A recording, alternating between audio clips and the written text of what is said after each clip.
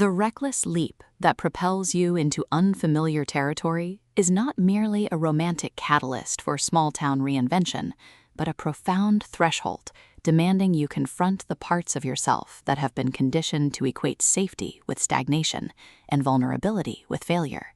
And true belonging requires not landing perfectly through calculated risk alone, but integrating the weight of your own uncertainty until home becomes an act of radical self-trust rather than performative certainty. In Headfirst, Amelia Markley transforms the small-town fresh start romance trope into precise exploration of feminine sovereignty and embodied accountability, proving restoration isn't found in escaping the past, it's forged in honoring the woman beneath the fall, when every community expectation demands she remain either polished newcomer or cautionary tale. From river mist and pine needle narration, listeners enter worlds where momentum is syntax and presence is the only unbreakable anchor, perfect for fans of emotionally intelligent women's fiction where female complexity defies runaway bride or stoic local binaries.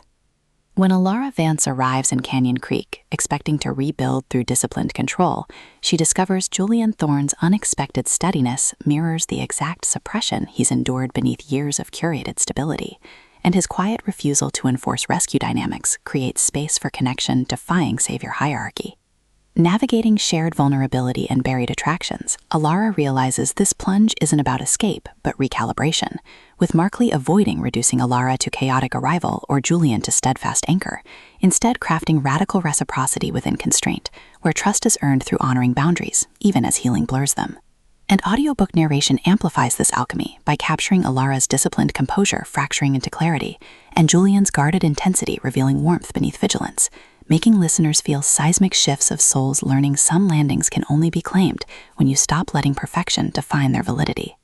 What elevates this beyond typical fresh start fare is portraying transformative intimacy as somatic practice rather than romanticized redemption, with Alara confronting how small-town culture equated worth with resilience, while Julian creates sanctuary where her contradictions exist without diminishment, their relationship evolving through shared silences during twilight river walks, bypassing performance, rhythms protecting both emotional integrity and psychological safety, and mutual defense against locals mistaking tenderness for weakness, supported by friends encoding suppressed grief, elders carrying intergenerational weight, and Canyon Creek itself absorbing decades of unspoken bargains, reinforcing that in extraction-based systems, tenderness toward process is technique, and presence is sustainable resource, with settlement rituals mirroring emotional attunement, and surrendered expectations becoming metaphors for earned trust. For audiobook listeners, this production is immersive descent into sacred becoming, with narrators embodying Alara and Julian with remarkable distinction, sound design anchoring existential stakes through distant water rushes, rain against cabin eaves, and hushed breath syncing with moments of clarity, pacing mirroring revelatory cadence from deliberate reflection to surging awakenings, ultimately redefining small-town romance by centering female epistemology within transformative frameworks, and affirming that sometimes the most powerful act is choosing to fall on your own terms, honoring whole self even in landscapes shaped by land